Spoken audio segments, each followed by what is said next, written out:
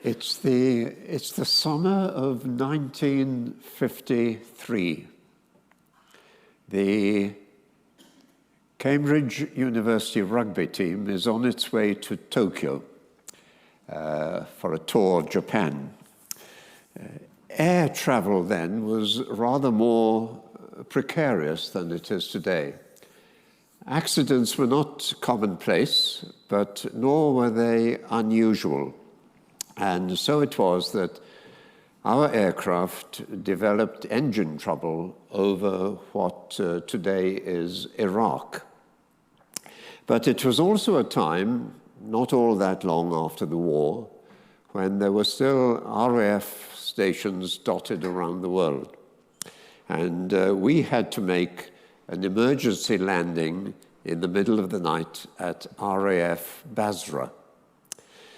We had a delay of some hours there, but it turned out to be time well spent. A long, bumpy ride in a jeep ended in what seemed to be the middle of the desert, except that there were ruins of what had once been a huge structure. It was still nighttime, and to be honest with you, my recall is rather hazy at this distance. It was 70 years ago. But imagine, if you will, an Egyptian pyramid with the top half cut off and missing. This was the site of Ur of the Chaldeans. And I can still remember thinking, here I am, a Christian, and this is where it all began. More about Ur in a moment. The first 11 chapters of the book of Genesis are sometimes called prehistoric. They describe how human beings were created and what accounts for our human condition. They are an essential part of all our backgrounds. And then in chapter 11, by means of a family tree, the story narrows down to one family. Through many generations down the line of Noah, we come to a man called Terah, who has 3 sons, the eldest being Abraham, or Abram at this point. Terah and his family, we are told, leave their home in Ur for the land of Canaan. And that simple statement, so far-reaching in all its implications, needs some comment. Buried deep beneath those ruins in the desert is where, 4,000 years ago, the city of Ur used to be. Archaeology has given a huge knowledge of it. It had a population of 250,000. It was then a port on the Persian Gulf and on well-traveled trade routes. It was a busy commercial and manufacturing center. The ruins were those of a temple 150 feet high, dedicated to the main moon god of the region. There were many, many other gods as well. Well-off families like that of Terah must have led busy, comfortable, and for their day, sophisticated lives. And it's from that background that God's first call comes to Abraham. It was a call to leave behind the materialism and the money-making that he knew well, but also to get away from a host of degrading religious rituals with their magic and superstition and prostitution. If there was to be a clean break from life of that kind, if the light of God's voice was to be obeyed, then a physical getaway from all that culture was 100% needed. And so off they set as a family into the unknown, no doubt causing consternation to all who knew them in Ur, and no little anxiety probably among themselves. Chapter 11 then ends, but when they came to Haran, that's a few hundred miles to the northwest of Ur, when they came to Haran, they settled there. Terah lived 205 years, and he died in Haran. We are not told why they stopped there. In that patriarchal culture, the views of Terah, the father, would have been dominant. And by that same culture, Abraham would not have resisted his father. But then, when Terah died, Abraham, as the eldest son, took over as the father figure. And so to chapter 12 and to our reading today. And now to a big watershed in the story of Genesis. 3 times up to now, God's judgment had fallen on a wicked world. Human beings, you remember, had been banished from the Garden of Eden. And then later, the then known world had been destroyed by the great flood, after first being reduced to chaos by language confusion at Babel. So the ongoing backdrop in these early chapters of Genesis is of God's displeasure. But now a new era is about to begin, which will revive God's plan to bridge the gulf between himself and mankind. And so the second call comes to Abraham at Haran. And this is to him and to his own personal family. He is told to go from Haran, go from your people and from your father's household to the land I will show you. Abraham, now 75 years old, takes Sarah, his wife, and Lot, the son of a dead brother. He leaves behind Nahor, his other brother. And in passing, it's to Nahor's descendants that Abraham's grandson, Jacob, eventually goes to find a wife. But now, along with his immediate family and all their attendants and all their animals, Abraham is on his own. Let's pause there. The wrench of leaving home and leaving family and the country and the culture you have always known, with all the coming uncertainties and hardships as well, that will be familiar to any of us here who once left home and went to live in another country. Some members of St. Mary's have done that. In a lesser way, I did it myself. It can be God's way of weaning us away from the roots that we know, so as to test our faith in him and to develop the muscle of that faith. As we lose what was familiar, we sense that every step to come depends on the God who has called us.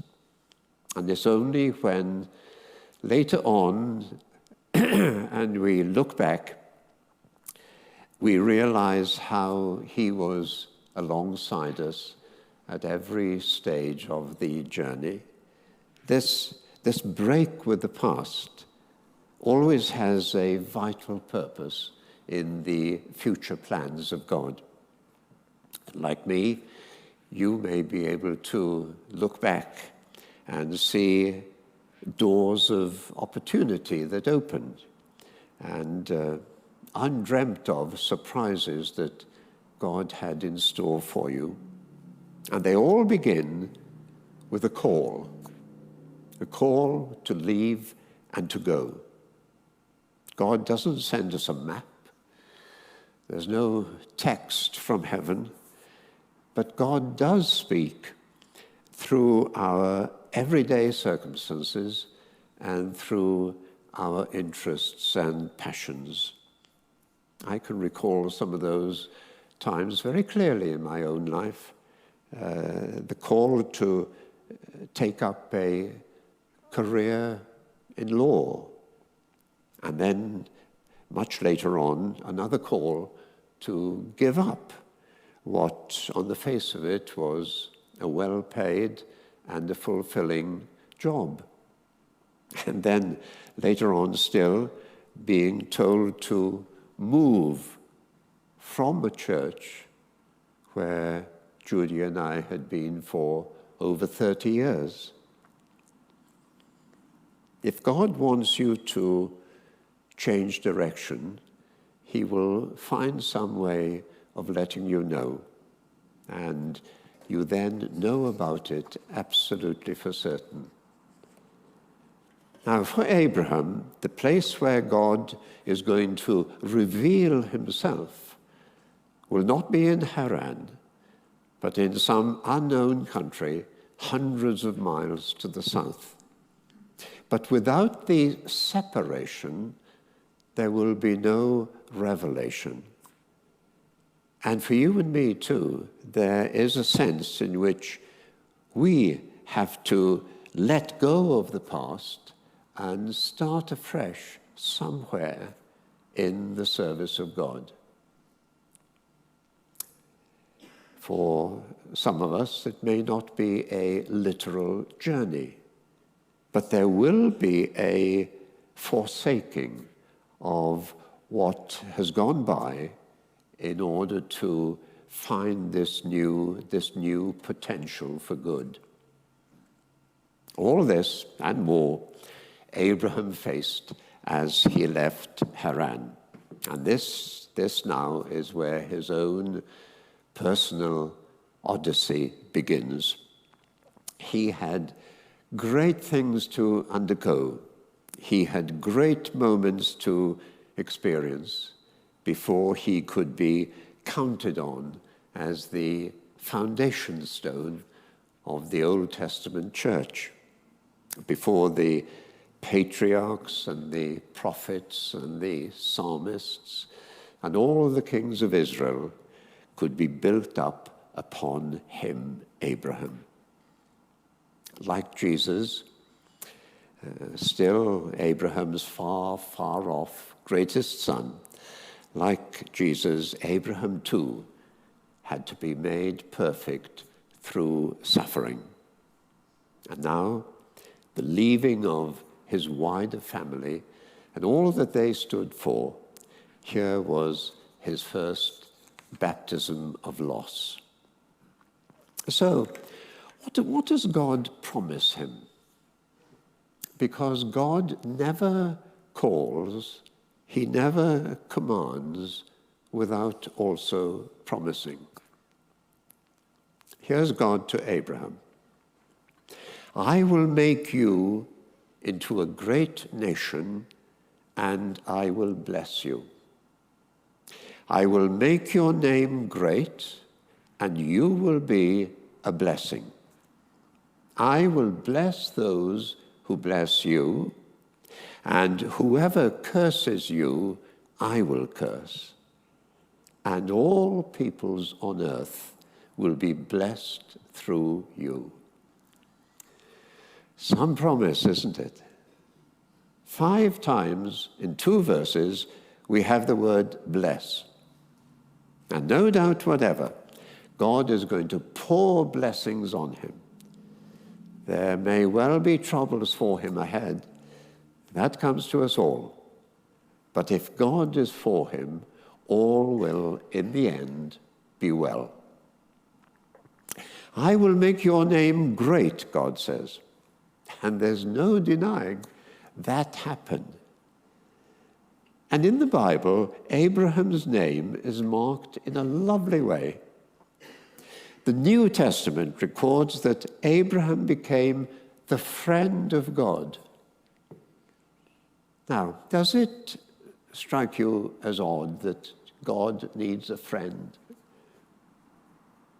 You and I need friends, good friends, to support us, to come alongside, to encourage us, and to correct us. I know very well that my life would be much the poorer without good friends like that, and so would yours. But does God need a friend?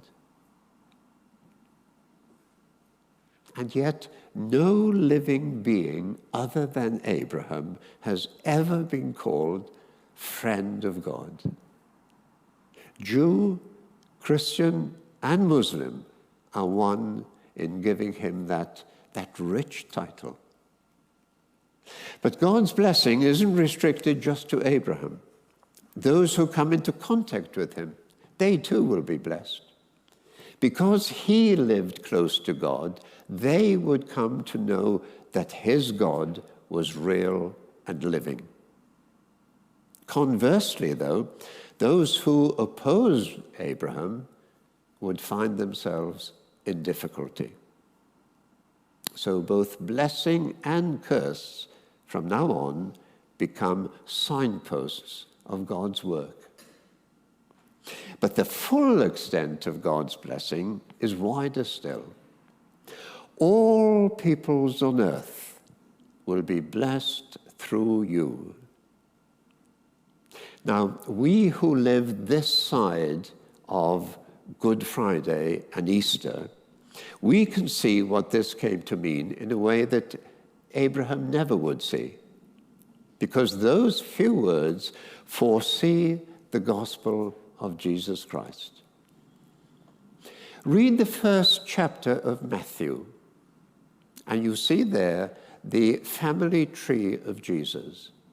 And the first and the earliest name on that tree is Abraham.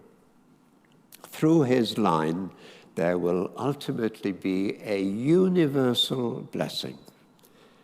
And we here this morning, you and I, we are the latest beneficiaries of it. Abraham, therefore, has an exalted place in God's great plan of salvation. God uses the obedience of this one man to make possible his cosmic purpose, by which Jesus Christ was to open out unimagined riches for those who hope and trust in him.